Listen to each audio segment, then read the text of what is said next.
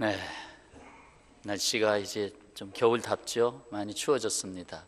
오늘 모처럼 난방을 좀 돌렸습니다. 그래서 조금 훈훈할 겁니다. 그래도 겨울이 되면 따뜻한 사랑을 더 찾게 됩니다. 우리 한번 인사하고 들어가겠습니다. 제가 곁에서 난로가 되겠습니다. 자, 제가 곁에서 난로가 되겠습니다. 제가 곁에서 난로가 되겠습니다. 제가 있으면 춥지 않습니다. 종교개혁도 주일도 지냈고 지난주 추수감사절도 지냈습니다. 잠시 다른 말씀을 좀 드렸지만 다시금 이사야서로 돌아가야 되겠습니다.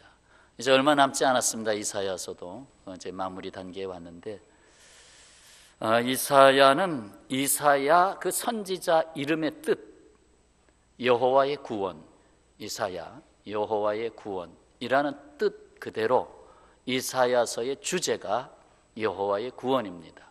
그래서 전체를 구원에 대한 조명 속에서 말씀하고 있습니다.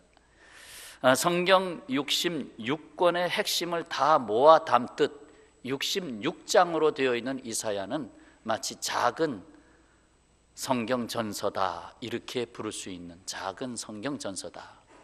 그래서 이 이사야서를 특별히 이렇게 우리가 주일 예배를 통해서 말씀을 접하고 있습니다.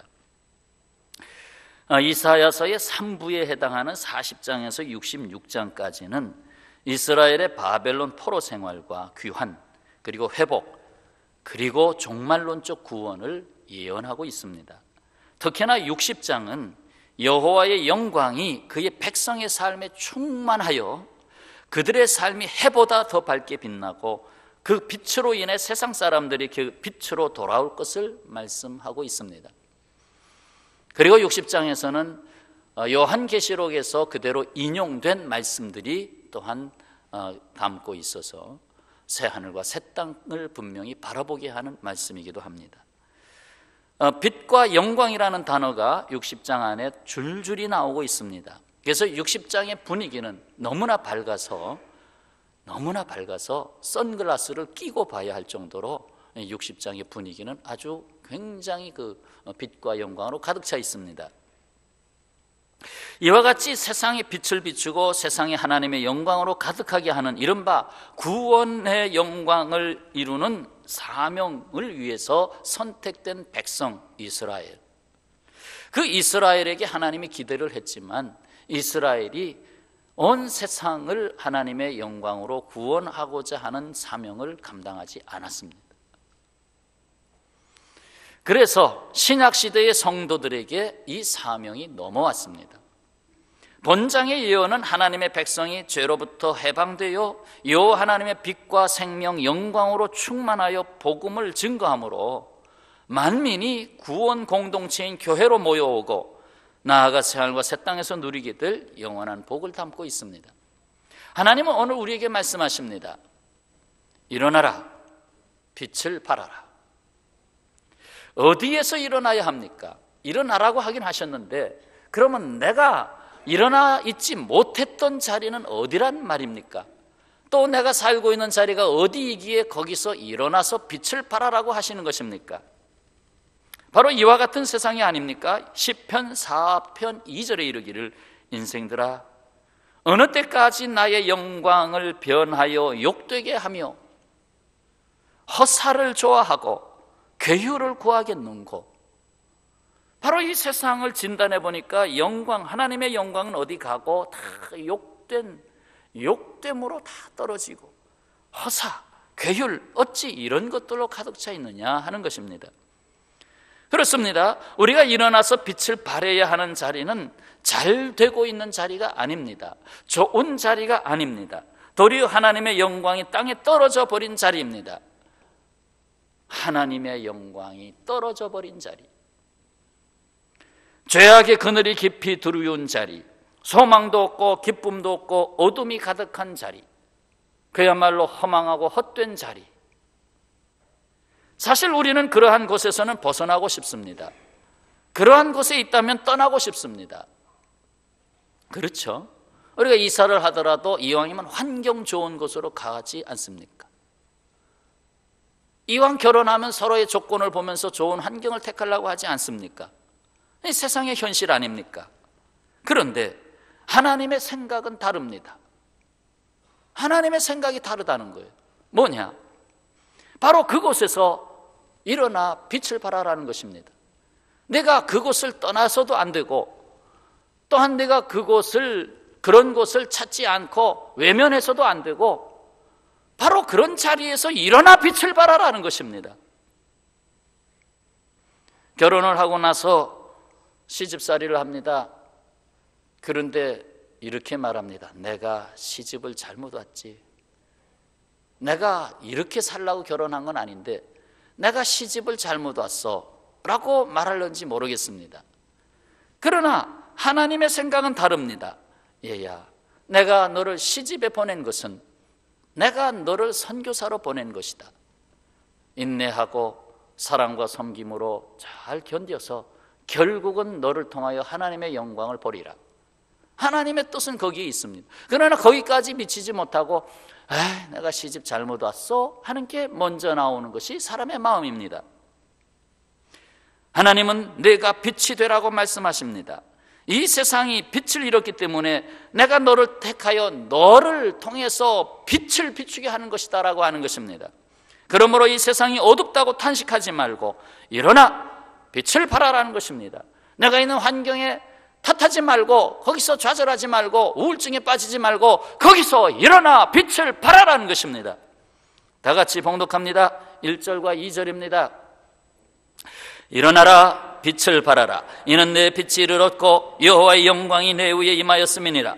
보라, 어둠이 땅을 덮을 것이며 캄캄함이 만민을 가리려니와 오직 여호와께서 내 위에 임하실 것이며 그의 영광이 내 위에 나타나리니. 아멘. 아멘. 일어나 빛을 발해야 할 긴박한 이유가 있습니다. 어둠이 땅을 덮었고 캄캄함이 만민을 가렸기 때문에 그렇습니다. 마치 깊은 밤과 같습니다. 언제 밝아오른지. 그러나 태양이 떠오를 때를 보십시오. 깊은 어둠 속에서 태양이 떠오릅니다. 빛은 어둠을 두려워하지 않습니다. 빛은 어둠을 원망하지 않습니다. 빛은 어둠에 대하여 절망하지 않습니다. 어두울수록 빛이 더 뚜렷해지는 것입니다. 캄캄한 곳에서 빛은 분명하게 그 역할을 다하는 것입니다. 틀려먹었다, 이제 끝났다, 그 얘기는 나도 거기서 빛을 발하지 못하고 있다는 고백과 다를 바가 없습니다. 이 어둠의 세상에는 우리 믿음의 사람들의 빛이 필요합니다. 그 세상이 빛이 되는 교회가 필요합니다. 예수께서는 하나님의 자녀들, 너희가 세상의 빛이라고 말씀하셨죠. 어디 있습니까? 마태복음 5장 14절, 너희는 세상의 빛이라. 이거를 1인칭으로 바꿔서 나는 세상의 빛이라. 다 같이 고백합시다. 나는 세상의 빛이라. 아멘. 나는 세상의 빛이라. 사도 바울도 다메섹에서 자기를 깨뜨리는 예수 그리스도의 빛을 받고서 다시 일어났습니다. 마치 자기가 빛인 줄 알았는데 착각이었죠. 그 빛은 아니었습니다. 위로부터 내리는 빛으로 인하여 그가 다시 일어났습니다. 그래서 에베소 성도들에게 뭐라고 편지를 보냈습니까? 너희가 전에는 어둠이더니 이제는 주 안에서 빛이라. 빛의 자녀들처럼 행하라. 또 빌립보 교회는 어떤 편지를 보냈습니까? 이는 너희가 흠이 없고 순전하여 어그러지고 거스리는 세대 가운데서, 이 세상을 보니 어그러지고 거스리는 세대와 같다. 모든 것이 꽈배기처럼 꼬인 세대다. 거기서 하나님의 흠없는 자녀로 세상에서 그들 가운데 빛들로 나타내며 너희가 바로 빛이다 라고 말씀하고 있습니다. 우리는 하나님의 빛을 반영하는 존재로서 세상의 빛을 비춰야 한다는 사실입니다. 그렇다고 우리가 스스로 빛이 되는 것은 아닙니다. 우리가 빛이 될 수 있는 것은 오직 빛을 잃게 한 죄, 빛을 잃게 한 죄를 해결하신 예수 그리스도로 말미암아 우리에게 빛이 온 것입니다. 이스라엘이 이 빛의 사명을 감당하지 못하고 여전히 유대교로 남아있는 것은 바로 이것 때문입니다. 요한복음 1장 9절 이하의 말씀입니다. 참빛 곧 세상에 와서, 예수님을 말하죠. 각 사람에게 비추는 빛이 있었나니 그는 세상에 계셨으며 세상은 그로 말미암아 지은 바 되었으되, 삼위일체 하나님으로서 창조자이시죠. 그로 말미암아 지은 바 되었으되 세상이 그를 알지 못하였고. 11절 말씀 다 같이 봉독합니다.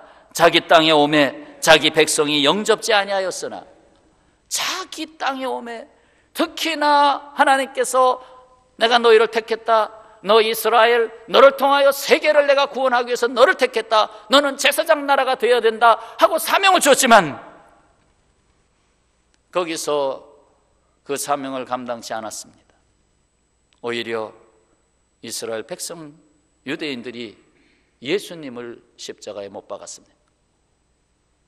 영접지 않았다는 것이죠.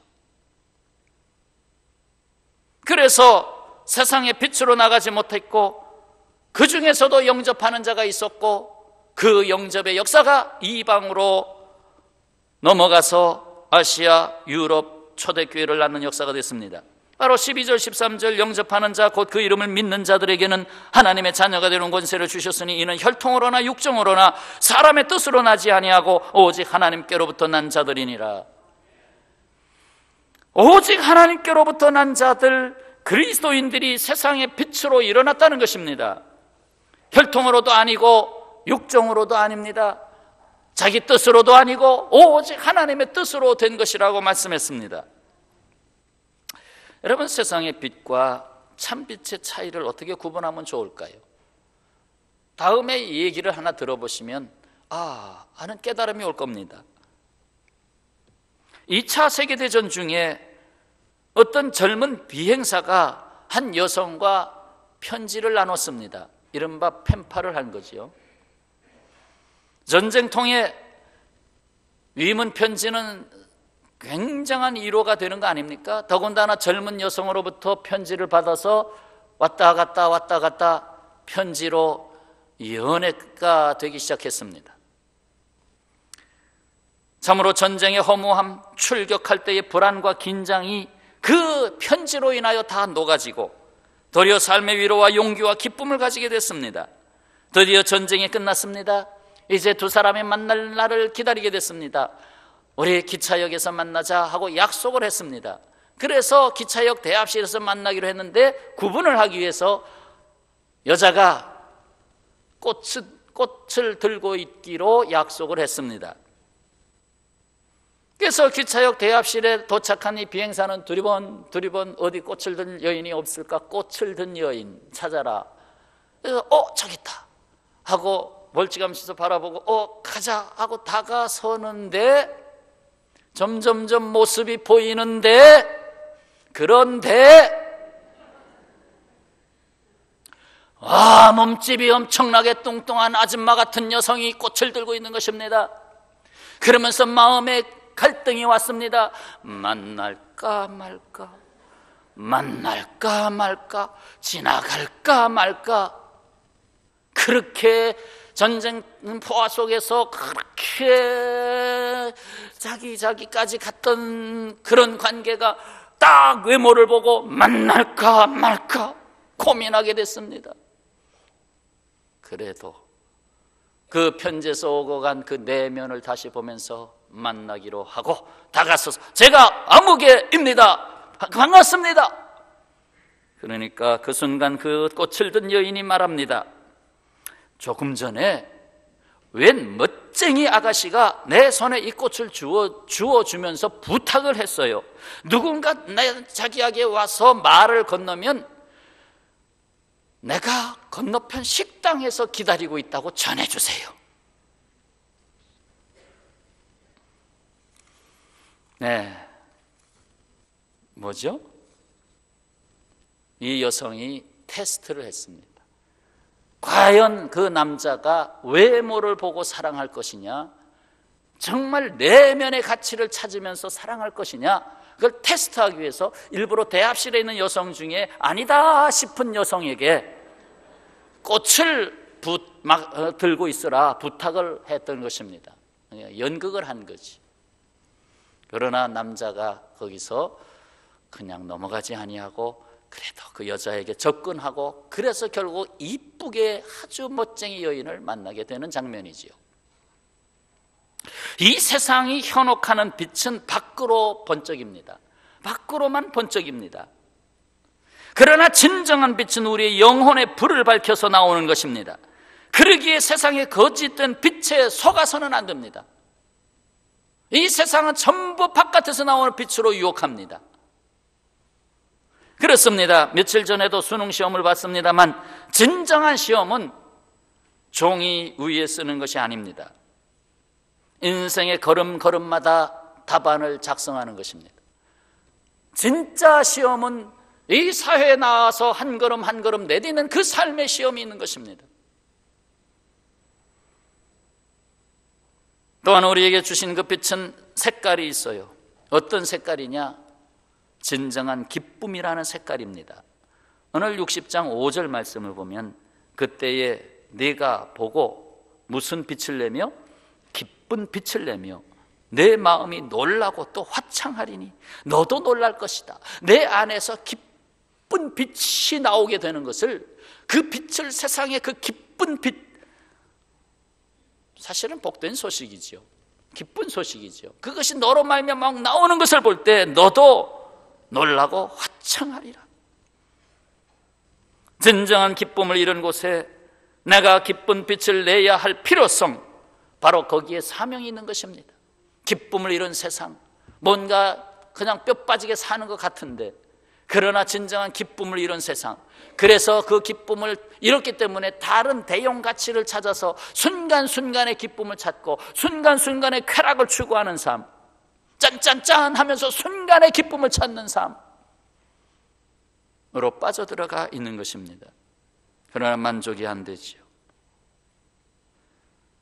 참빛을 보고 온 세상이 주님께로 돌아옵니다. 그것이 3절이죠. 나라들은 내 빛으로, 왕들은 비치는 내 영광명으로 나오리라. 또한 이 참빛이 비칠 때에 참 가치를 이루게 됩니다. 빛이 들어가는 곳에 가치를 부여하게 됩니다.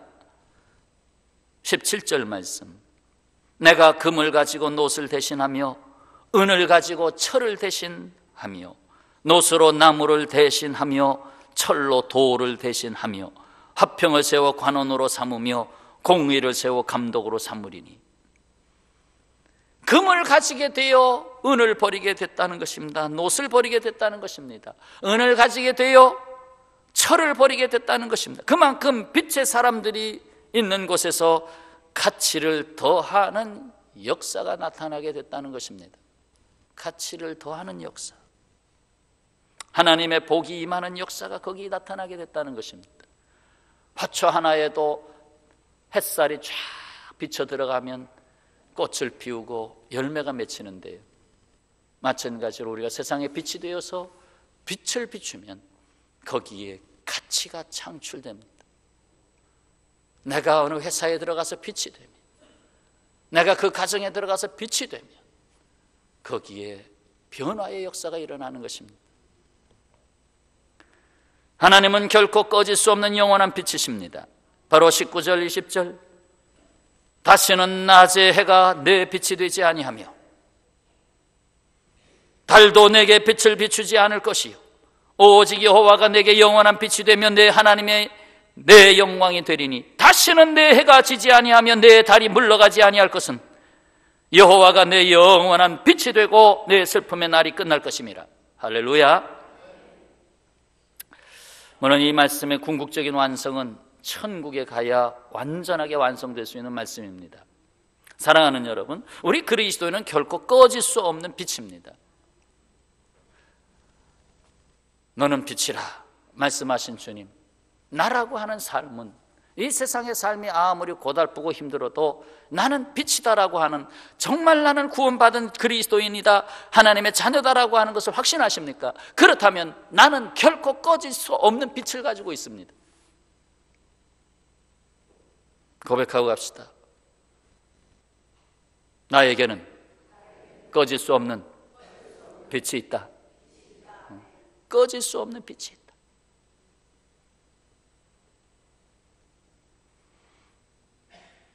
이 세상 참빛이 꺼진 곳에서는 어떠한 영광도 찾을 수가 없습니다.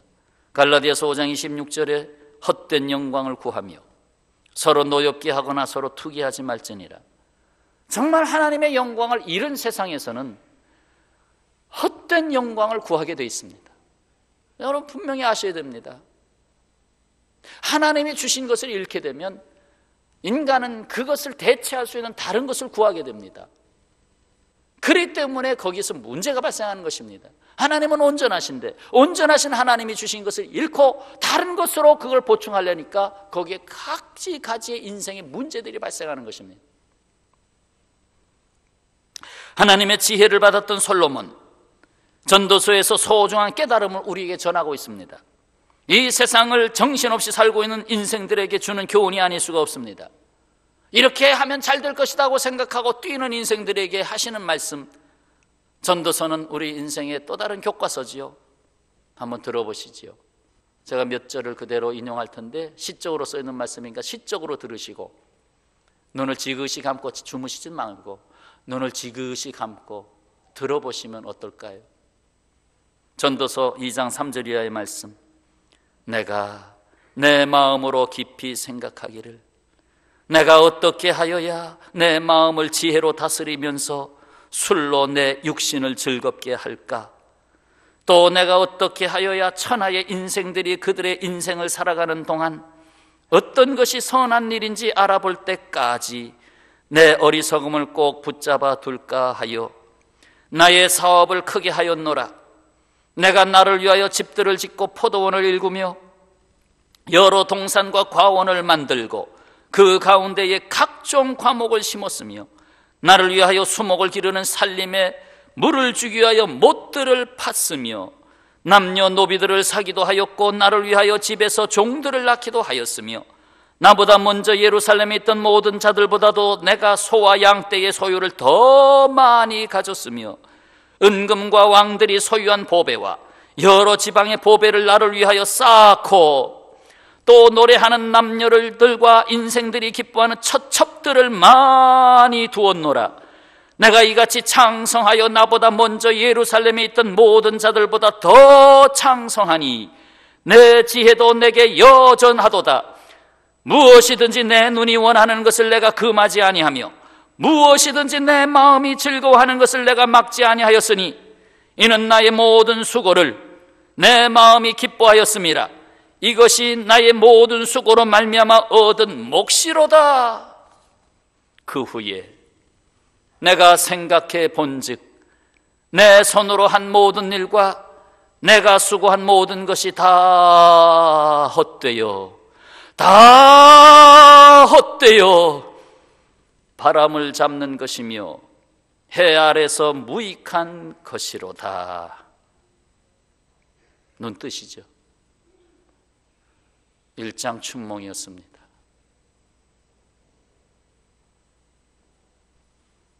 그냥 전도서의 이 가르침을 그냥 지나칠 것인가? 나도 사실은 집을 더 크게 하고 창고를 크게 짓고 더 많은 것을 소유하고 나도 그 길로 가려고 그렇게 뜀박질을 하고 있는데 그 후에 생각한즉 다 헛되어 바람을 잡는 것이며 해 아래서 무익한 것이로다. 가치도 없는 삶을 살았단 말인가? 내가 추구했던 것은 내 인생을 그냥 소비하는 삶이었는가?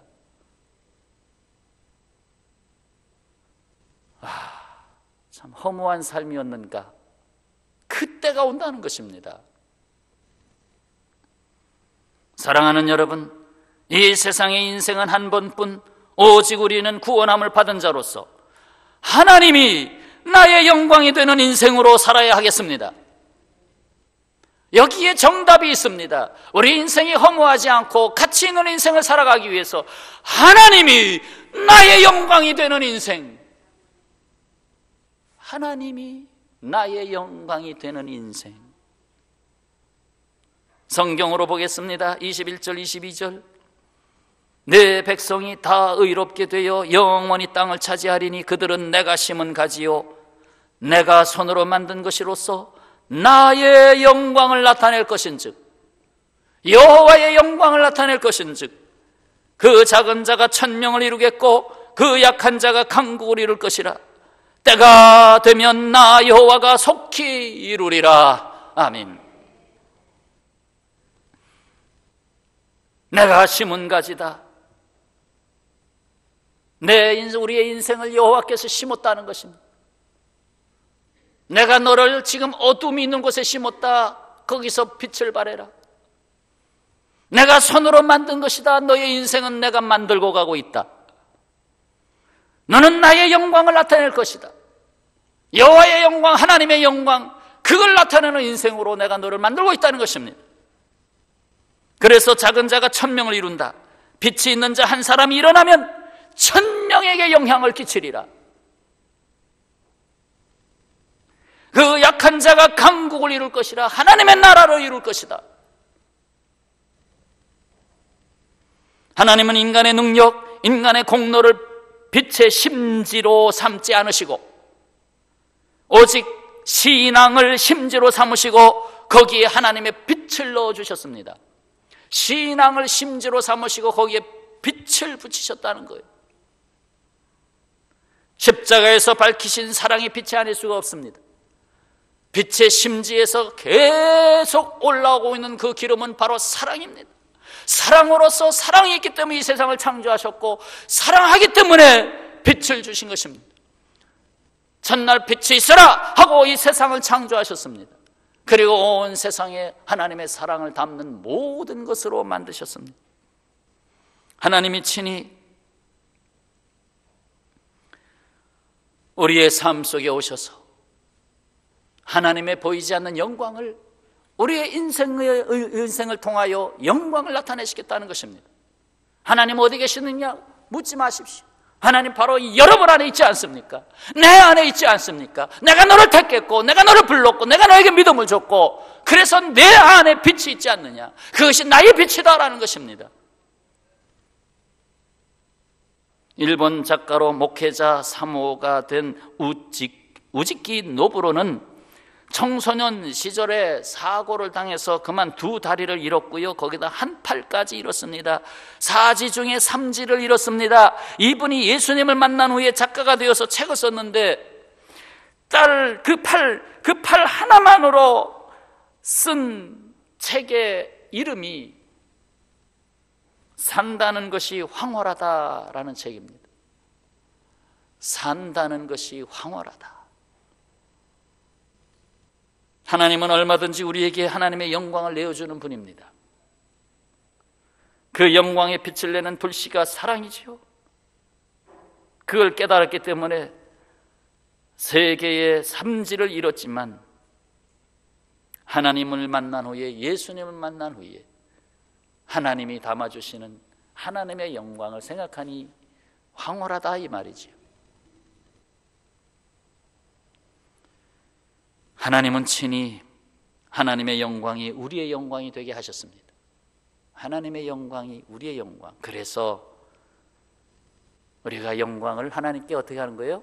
돌려드리는 것입니다. 하나님 영광을 받으시옵소서. 하나님의 영광을 우리에게 준 것이기 때문에 우리 또한 하나님께 영광을 돌리는 것입니다. 그러나 하나님께로부터 온 영광을 받지 아니하고 내가 말이야 자수성가했어. 이거 다 내가 해놓은 거야. 내가 하루에 라면 하나로 생활하면서 내가 이룩한 거야.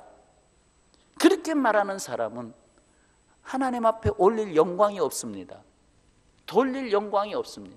하나님 앞에 돌릴 영광이 없다는 것은 결국 전도서에 가르친 그 삶으로 간 것이고 결국 마지막에 깨닫는 날이 올 때는 늦은 것입니다. 그 후에 생각하니 헛되구나. 그러나 하나님의 영광을 위해서 산 삶에는 헛됨이 없습니다. 하나님의 영광이 되기를 원하십니까? 그렇다면 이 말씀도 여러분의 것입니다. 베드로전서 4장 14절 너희가 그리스도의 이름으로 욕을 받으면 복 있는 자로다. 영광의 영 곧 하나님의 영이 너희 위에 계심이라. 영광의 영이 너희 위에 계심이라. 고난이 클수록 영광도 크다는 말입니다. 바로 예수께서 성육신하시고 아가페 사랑의 십자가를 지신 역사로 하나님께서 확증하신 사실인 것입니다. 십자가 고난이 없이는 우리에게 영광을 주지 못하셨습니다. 사랑하는 여러분, 오늘 말씀은 1절과 끝절을 연결하여 종교를 하고자 합니다. 일어나라, 빛을 발하라. 이는 내 빛이 이르렀고 여호와의 영광이 내 위에 임하였음이라. 때가 되면 나 여호와가 속히 이루리라. 이미 때가 됐습니다. 여기서 때가 이르면을 주석가들은 이렇게 설명합니다. 예수님의 초림부터 재림까지를 때라고 봅니다. 초림에서 재림 사이를 때라고 봅니다. 때가 이르면 우리는 그 삶 속에 살고 있습니다. 속히 이루리라.